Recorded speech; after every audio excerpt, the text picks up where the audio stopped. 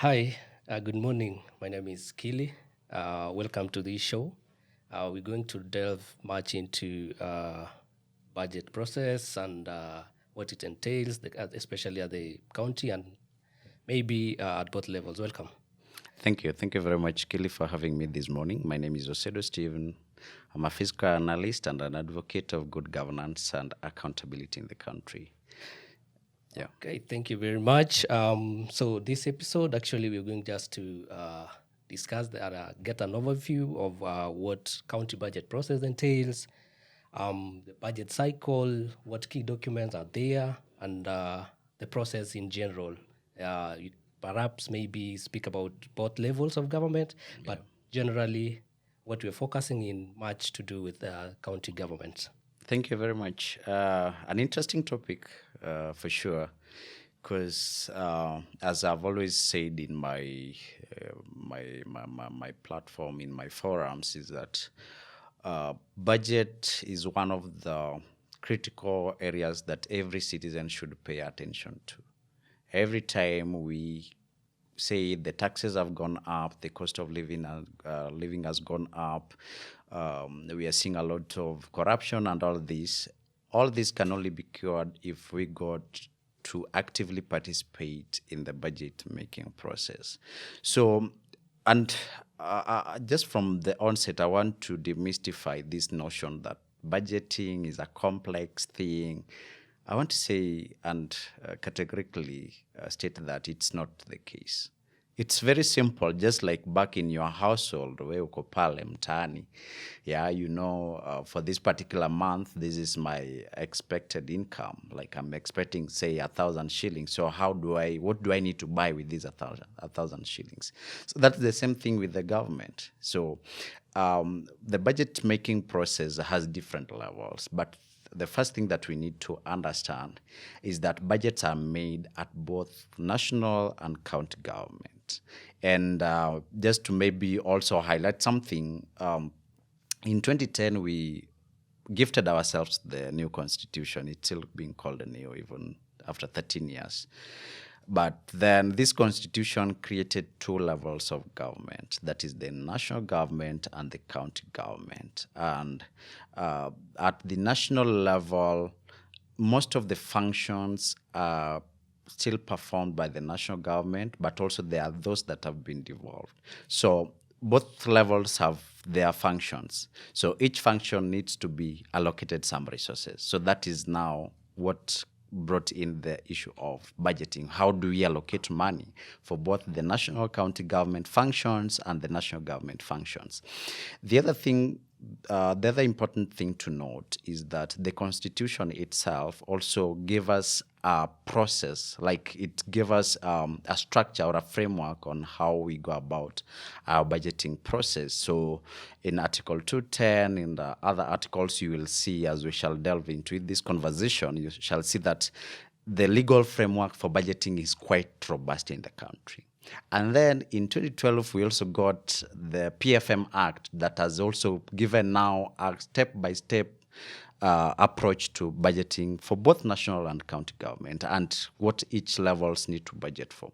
So I would say that budgeting process is quite robust and very critical for every citizen of this nation, because that is the only way we can ensure that we get our programs well resourced or well funded from the taxes that we pay. Yeah. So thank you for that quite huge introduction. Perhaps maybe you can speak about when does the process begin? When does it end? What are some of the maybe circles or perhaps maybe quotas that are there and whatnot?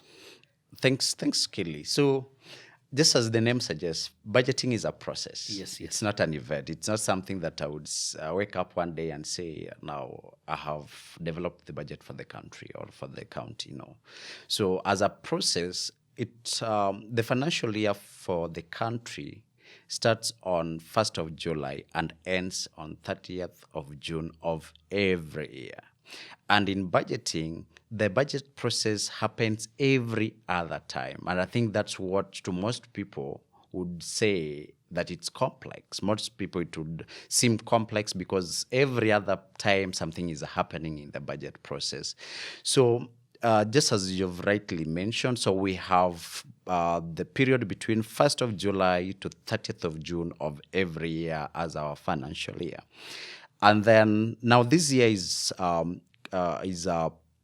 categorized into 4 quarters. So we have quarter 1, quarter 2, quarter 3, and quarter 4. And the quarters, these are just 3 months. So the first quarter is between July to September. And you, as a citizen of this nation, you need to know between July 1st and September 31st, what is happening in the budget process. And then you go to the second quarter, which is between October and December. What is happening there? Sure. And then between January and March, what is happening? And then April, June, you also need to know what is happening in each and every quarter, because as I mentioned, in the budget process, every month, every day is very important, because according to the PFM Act, and as we shall see, the PFM Act has given specific dates, very specific. I normally say the dates are cast on stone, like the law of Moses. You cannot change them unless we amend the law. All right. So in every or every day or on every month, there's something that is happening on a specific date, and that would require that we, as the citizen of this nation, be participate in. Yeah. Oh, interesting. Perhaps maybe also, and again, just briefly, say maybe the stages that entail the budget making process, especially, say, just both levels of government, the national and the county government. Thanks so much, Kili. So let me start by saying that, I normally say budget is a policy document, is a policy process. And every policy must be anchored on something. In my forums, I insist that there is no single policy that would exist in the sphere or in the sky. It can never float. So globally, you know that we are implementing the SDGs. Yes. So this is our development agenda. So the Sustainable Development Goals, those are our development agenda. So whatever we are doing as a country, Kenya, has to be aligned to the SDG, which are 17 goals. Then at the region, we also have the Agenda 2063 of 63 of the AU, the Africa Union. So everything that we are doing as a country has to be aligned to the Agenda 2063. Then nationally, we have the Vision 2030, which is the development blueprint for the nation. So you'll find that the implementation of the Vision 2030 was divided into medium terms. So we have the medium term plans, one which was in 2008 to about 2013. Currently, we are in 2024, we are implementing the 4th medium plan. So in terms of our budgets at the national level, we are aligning all our development priorities to the MTEF process. That is the medium term expenditure framework process. You understand? Yeah. So that is what is guiding how much is allocated to what in the country at the national level. And then once we have done the 4th, most of you might have participated during the sector hearings at KICC, and I think there were other regional meetings like in Mombasa, so on, in Kisumu and other areas. So during that time, the sectors were identifying their priority activities or programs to be included in the MTEP 4. Then once we have done that, then now the government comes after collecting all the views from the stakeholders and develops now the budget through, like recently they have just released at the national level what we are calling the budget policy statement that has also outlined the priority programs, how much they'll be allocated, how much we are going to allocate for debt repayment, and how much we are expecting in terms of revenue.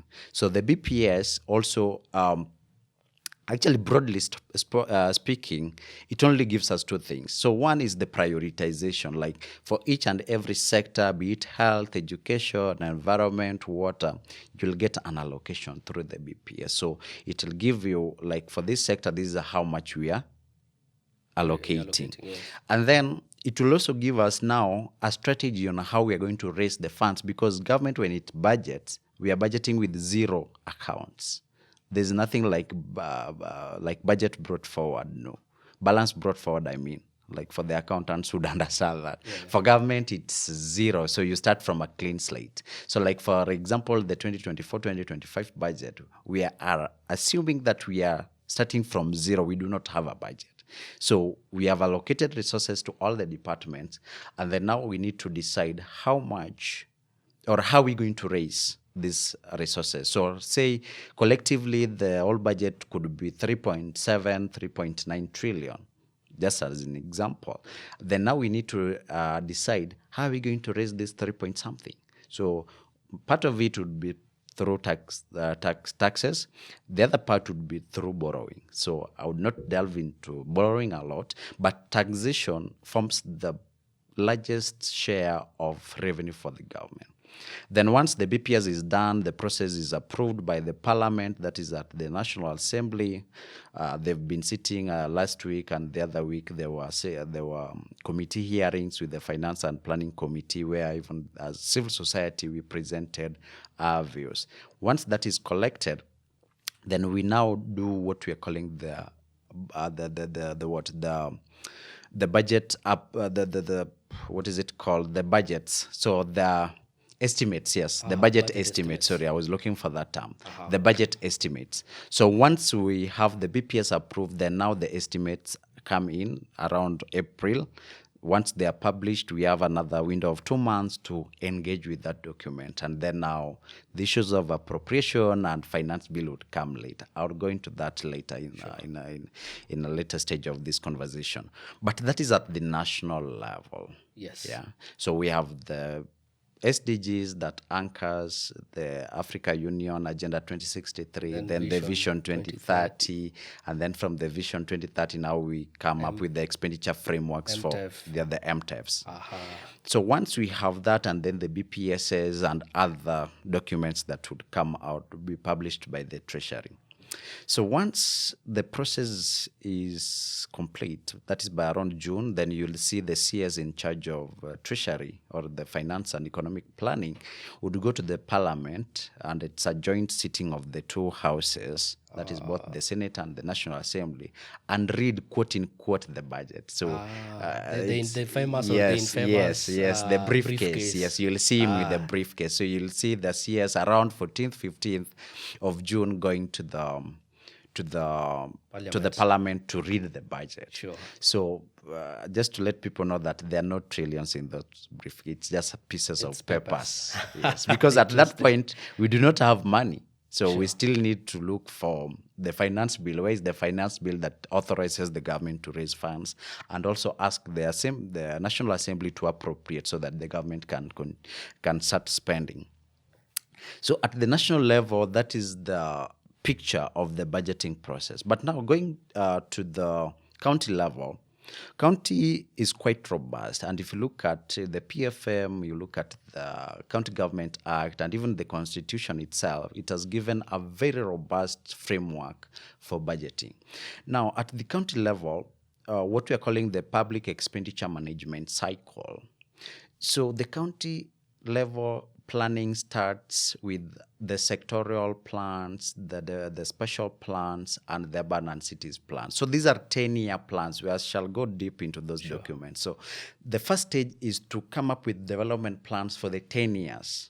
Yeah, so we'll say as a county, for example, in Nairobi, we are going to plan for, say, 10 years. So the sectors would sit down and say, for first as a sector, the health, for example, in the next 10 years, these are the development plans that we intend to implement. Then once the plans are developed for 10 years, and that is also the same time now the cities and urban plans are also developed, because now we need to manage our towns. We need to promote some from centers to towns, from towns to cities and such. So all that goes into the 10-year urban and city plan. And then the third thing that happens within those 10 years is the special plan. How are we managing our land? Which institution is to be established where? which road needs to be created where. So the special plans gives us a robust framework on how we are going to manage the land area within that county. So from the just the term spatial Yes. means utilization of space. Exactly. So within our county. within or our within county. space. So space land within our county. So that's very right. So once the those are done, then we have the public expenditure management cycle. So I want to draw a big distinction between the the PEM cycle, the PEM cycle, Which is and the public expenditure management cycle, Yes. and the budget making process or the budgeting cycle. These are two different things, but often than not, most people tend to think that they are one and the same thing. So in the public expenditure management cycle, it has 4 stages. So the first stage is planning and budgeting. You can see that budgeting is part of the public expenditure management cycle. Sure. So at the planning and budgeting, what are we doing? So we are planning. This is where now we are saying, for the next 10 years, we are doing A, B, C, D. For the next 5 years, we are doing then A, B, C, D. And 5 years here, we are talking about the CIDPs. So I'll go into the specifics of the documents as per the plans, but we are planning to say that for this period of time, we are going to implement A, B, C, D. True. And then once we have planned and said that now these are the things or the programs we are going to implement, then now we need to come back and say, okay, so we need to budget for them. So how are we budgeting for them? So that is now the budget process. Now the budget process kicks in. Now the budget process again has 4 stages. So I don't want people to confuse these two. True. Because both of them have 4 stages, but quite not quite distinct, a bit related. But one, budgeting is part of the PEM cycle, so that needs to be. The only distinction is that budgeting is part of part of the PEM cycle. Okay. Yes. Whereas the budget making process. Yes, it's also a process of its own. So it's part of the PEM cycle, but it also takes another round of process. It's also a process on its own. Sure. So we shall see that in a bit. Then, so once we have planned and budgeted, now we come to implementation. Now we have the money.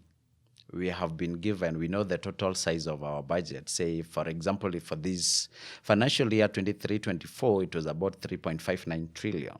So we'll now say, okay, we have 3.59 trillion. Now we need to spend it. That is the national budget? Yeah, that's the national budget, for example. Yes. And then at the county level, now you will be told through the Commission on Revenue Allocation that for this particular financial year, your budget is about 11 billion. So you need to spend it. So we are going into implementation. So the implementation is the actual doing, the execution of the programs that we had planned and budgeted for. Then the third stage in the PEM cycle is the monitoring and evaluation. So the monitoring and evaluation, and actually auditing is also part of it, is now we are saying at every quarter we pause and ask ourselves, are we still track? Are we still on track with the programs and the activities that we had planned for, or there's a delay or something? So monitoring and evaluation is just trying to tell us whether we are on course with our programs or if there's something that needs to be changed. And it's also very critical because this is also where we realize that probably we are in the third quarter of the financial year. We have not realized the revenues that we had expected to realize through taxes. We had budgeted and assigned or allocated resources to different programs. Then it gets to the third quarter, almost fourth quarter, and probably you've only raised 50% of the revenues. So what do? You need to reallocate. You need to readjust your budget. So that is where now we'll see a lot of supplementary budgets coming in, trying to reallocate resources so that we fit within what has been achieved or what is likely to be achieved within those few days that are remaining to the end of the financial year. So M&E is quite important in this process of the public expenditure. Then the last stage in the PEM cycle is the review process or the review stage. So in the review, we are asking ourselves, we had, say, 100 programs. against a budget of 3.59 and a revenue realization of, say, maybe 60% or 70%. So of what we had projected, we've only realized 60%. So in the review process, then we'll say, now, instead of having more programs and based on the previous year's performance, let us reduce our program so that we are able to achieve, if not 100, but 98% achievement in terms of implementation of the budget. So the review process would now trying to look at what has happened in the previous financial year so that it informs what is coming ahead.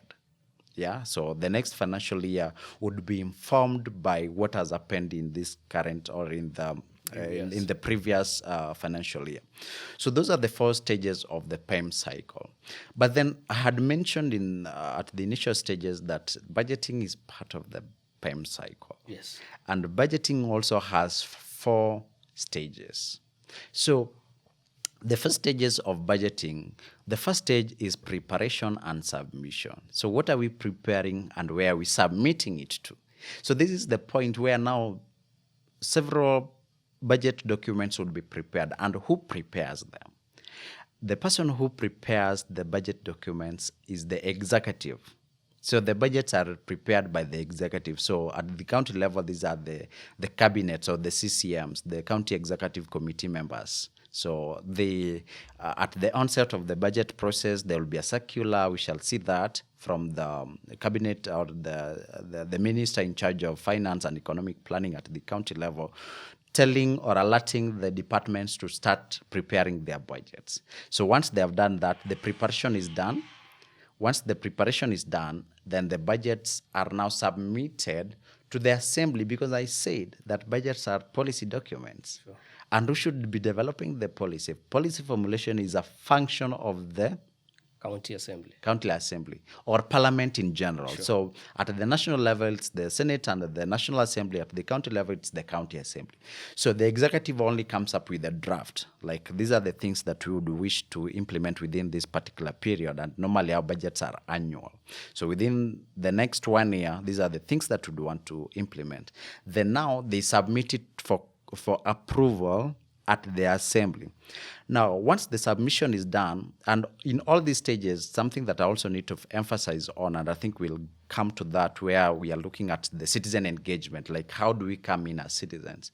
And I just want to say now that citizens are at the center stage of every stage, be it the planning and budgeting at the PEM cycle, be it at the preparation and submission at the budgeting. At each and every stage, there must be public participation. That is very key. And I think one thing, just to digress a bit, something that we've not appreciated as a country and as a citizen is the importance of public participation. You know, I wouldn't say that I'm well-traveled, but I've been outside there a couple of times. And every time you meet a person from outside Kenya, they'll tell you, oh, Kenya has the best constitution. Sure. And you ask them, okay. You ask yourself, okay, so what makes our constitution the best globally? You go to the US, you go to the UK, you go to the East, you go to South. It's the best. One of the best, that is. So what makes it the best? It's because, one, the constitution has placed citizens at the center of our governance processes. There's nothing that can happen within the jurisdiction of Kenya without you and I getting involved. Yes. We have to give our input. And if there's anything that goes through without our input, then you can be sure that it won't meet the thresholds stipulated by the Constitution. And then, of course, the second thing is the Bill of Rights. So the second stage, the first stage is the preparation. Sorry, I digressed a bit, but now going back to the budgeting. So the first stage is preparation and submission. The second stage is the approval. So the documents have been prepared and submitted to the assembly. Yeah. So once they're submitted, the assembly needs to approve them. But then I have faulted that second stage because of the naming approval. It's not automatic that everything that comes from the executive has to be approved. Sure. So I would have in fact, if I were given an opportunity to amend, I would have said consideration, or just something that that denotes that it's not an automatic process that they have to approve. We know they have to approve, but it should not be automatic, because we've seen the dangers with that. When we just pass to them to approve, they can approve anything. Currently, they are saying Finance Bill 2023. They did not read it well, and I just laugh. I'm like, okay, it was in black and white, man. So how come you didn't see that the agricultural sector was going to be affected by the high taxes? So anyway, so approval happened. So approval is only done by the county assembly. So the committee would have public participation, and then once they have given their report, the report would be tabled before the full house, and there will be concurrence. But then there are three important things that should happen.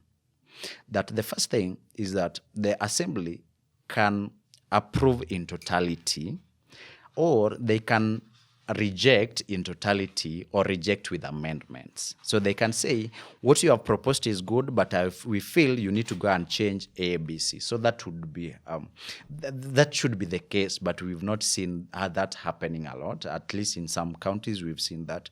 In other counties, I think that needs to be strengthened, so that whatever comes from the executive just passes through the assembly. Perhaps to interject on that is because of the name approval again. Yes. Would get a lot of interference, especially the political and whatnot, or the interests of the executive coming into the assemblies to ensure that, again, it's approved or disapproved in that case.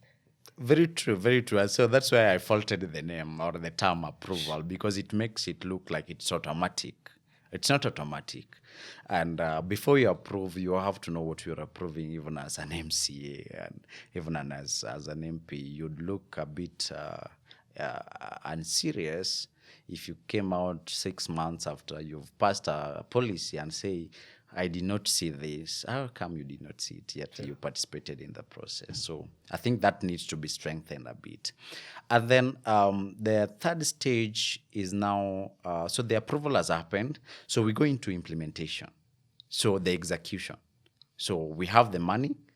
We have the budgets. Now we execute. Now that is where now the county functions, and I would implore Kenyans to go and look at the fourth schedule of the Constitution, because it has outlined the county functions and the national government functions. So that is now where now we are constructing county roads, the markets, providing water, agriculture, health, and many other things that are within the confines of the mandate of the counties. Then once the implementation is done, then now we need to monitor, review, and audit. Monitor, evaluate, and audit. So at the monitoring and evaluation process, now we are looking at, are we still on course, or there's something that needs to be changed along the way? Because as I had explained with the public expenditure management cycle, not everything would go as planned. There are a lot of dynamics in the process. Maybe we've not realized the budgets, we have the revenue, that is probably there's a pandemic that has hit like COVID, so you will need to realign your budget. So during the monitoring and evaluation, we would be able to say that I think there's something that needs to be changed here before we proceed on with the implementation. And then auditing is also very important, because this is now where we are coming in to say the public money. And I want to stress on that. There's no government money. This is our own money. You pay taxes to the government. Government is just a custodian. They're just meant to utilize that money on our behalf as the citizens. So the auditor would come in to say that the public resources were spent either in accordance with the applicable laws, or there was misappropriation. And at that stage, now you shall see the Auditor General coming out with the reports, and actually these reports are released every other year. So by 31st of December, the audit reports for the previous financial year are always out. So, and I would request that as citizens, we also engage with the processes, because that is where you'd realize in the audit report that there was a road that the county reported that it had been implemented or constructed, yet in real sense, that particular road do not even exist. So I think that's it. So those are the four main stages of the budgeting process. And just to make clarity on the distinction between PEM cycle and the budget cycle, I think that needs to come out very clearly. And the space for the place of citizens in the process can never be overstated. It's enshrined in the law, and that is the law. Thank you. Thank you very much, Osedo. That was great episode.